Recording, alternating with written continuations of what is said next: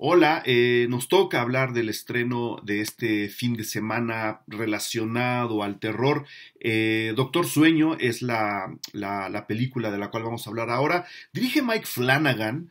eh, que no sé, aquí hace un trabajo bastante decoroso, lo voy a llamar así por no decirle decente, pero realmente lo recordamos por películas muy menores relacionadas con el terror. El sueño de Gerard es una, Oculus, El espejo del mal es otra, Ouija, el origen del mal es otra. Debe haber ahí un trato, no sé si para bien o para mal, entre Mike Flanagan y el señor que pone los títulos en español. Nada más con estas dos películas ya sabemos que no hay mucha imaginación detrás de películas que tampoco demostraron mucha imaginación. Tiene Somnia por ahí, pero que en realidad no tuvieron jamás el peso ni la solidez necesaria para convertirse en buenas propuestas para un fin de semana viendo películas de terror. Esta está basada en un libro de Stephen King y ahí cambia, por supuesto, toda la historia del propio Flanagan, quien escribe el guión basado justo en esa novela, además de dirigir la película, por supuesto, y de editarla,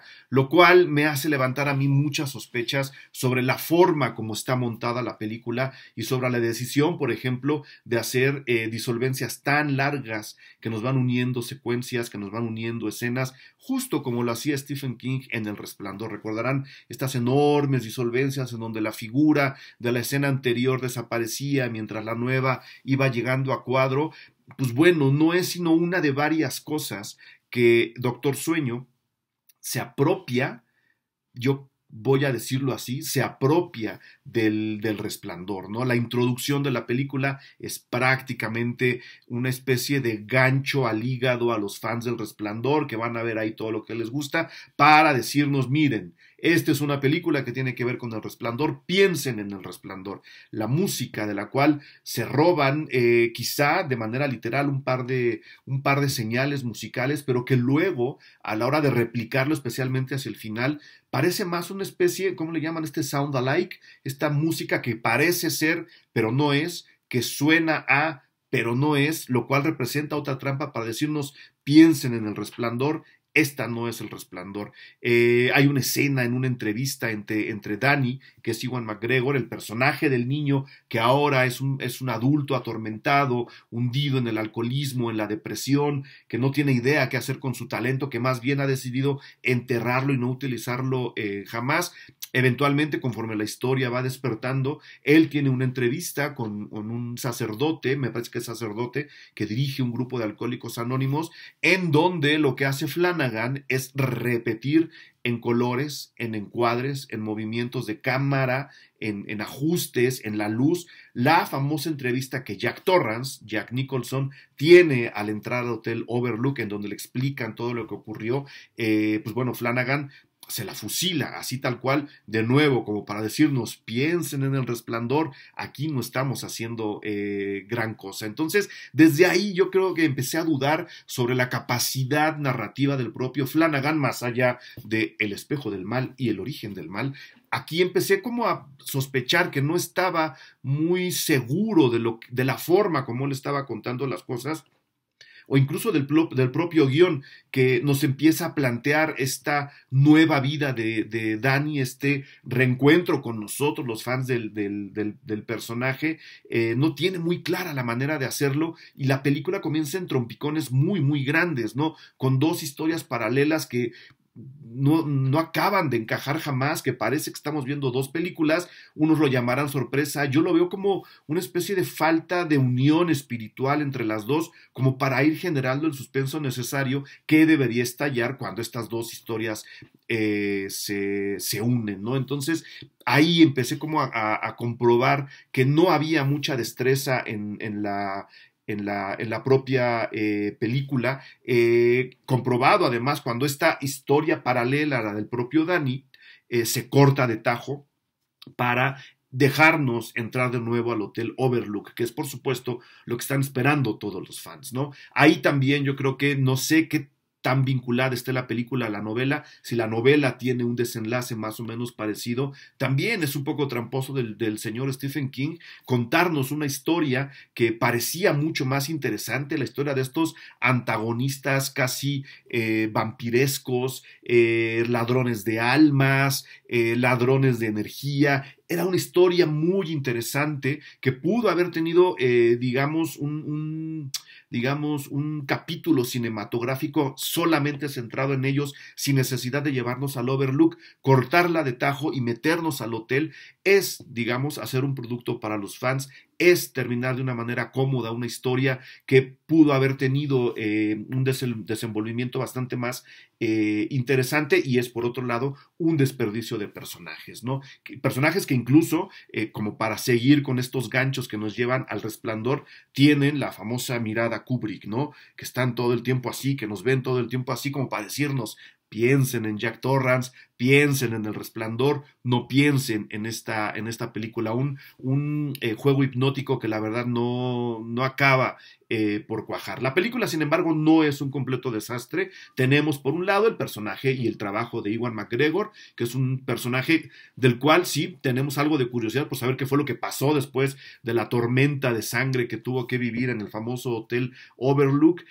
Tenemos al personaje de Rebecca Ferguson como parte de estos antagonistas que les estoy contando, y que está dibujada, pues bueno, Rebecca Ferguson, además de ser quien es y de verse como se ve, se lo dicen en la película, ¿no? Eres la mujer más guapa que he visto en mi vida. Está dibujada más como una especie de bruja moderna, muy al estilo de lo que se hizo en American Horror, la serie de televisión de la American Horror, que nos lleva, por supuesto, a otro tipo de terror que la película tampoco se esfuerza mucho en seguir. Habría sido muy interesante, ¿no? Ver al equipo conformado por Ewan McGregor, ya verán ustedes, no voy a dar más detalles, enfrentado un poco a esta bruja en una especie de pelea femenina de fuerzas sobrenaturales, porque la película sí está ubicada en un mundo más o menos sobrenatural, aunque por supuesto está mucho más metida en eventos parapsicológicos, ¿no? El juego de energías que está manejando King aquí nos lleva más al mundo de Carrie,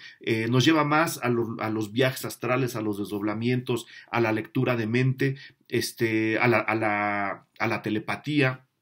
Y eso, digamos, acaba dándole un toque diferente que creo que le viene bien a la película. Sin embargo, con lo bueno y lo malo que les acabo de decir, obviamente ustedes lo saben, han visto los avances, la película obliga a Danny a volver al Hotel Overlook, repito, para enfrentar al peor de sus males. Y no solo eso, Flanagan hace, quizá también guiado por la novela, lo cual no deja de ser tramposo, hace que Danny recorra justo los mismos pasos que su padre recorrió hace ya algunos años, la noche que ocurrió todo, y eso, más allá de ser el fanservice que es, ¿no? Que se pudo haber hecho, yo creo, de una manera menos descarada, es lo único que yo voy a decir.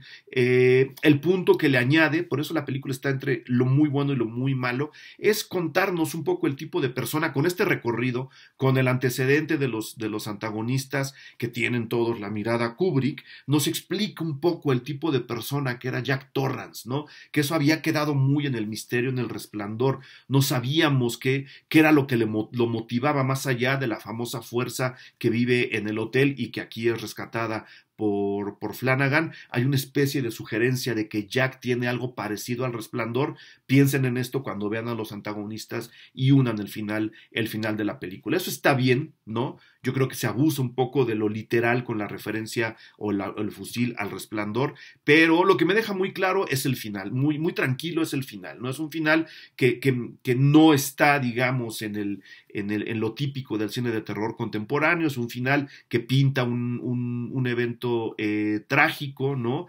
Muy, muy aceptable, pero justo en ese final nos hacen pensar en un personaje que aquí se olvida, del cual se olvidan por completo, que es el de la madre, ¿no? La madre de Danny, que está presente en todo El Resplandor, que aquí tiene algunas apariciones y que uno dice, a ver, ¿por qué me la han presentado de manera circunstancial si fue ella la que lo ayudó a sobrevivir todo lo que pasó? ¿Fue ella la que lo ayudó a curar un poco la mente después del trauma gigantesco? ¿Por qué aparece de manera tan circunstancial? ¿Por qué se le da preferencia a estos dos otros personajes sin que ella tenga en realidad nada que hacer? Yo creo que ahí está desaprovechado el personaje.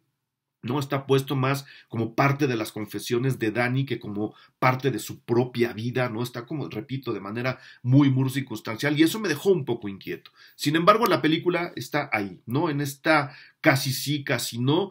No sé si llamarla una película mediocre, pero tampoco la podemos llamar un desastre. No es de ninguna manera un nuevo clásico del cine de terror, es una secuela decente con respecto al Resplandor. Hablo de la historia, no de las películas, cinematográficamente hablando, con todo y que se fusilan muchos de los elementos narrativos de Kubrick, no tienen absolutamente nada que ver. Kubrick está acá y el señor Flanagan apenas está empezando, pero creo que a nivel de historia merecíamos algo un poco más amasado, algo un poco menos, digamos, menos crudo, menos pensado, porque la película tampoco es cruda, tampoco es tan violenta, tampoco es tan sangrienta y por supuesto tampoco tiene el suspenso que el señor Kubrick dejó muy marcado en aquel gran clásico. Ahí está Doctor Sueño, ya se enterarán en la película por qué le llaman así. Es uno de los capítulos más interesantes de la historia que también nos dejan como volando, como que también lo cortan de tajo para llevarnos al hotel.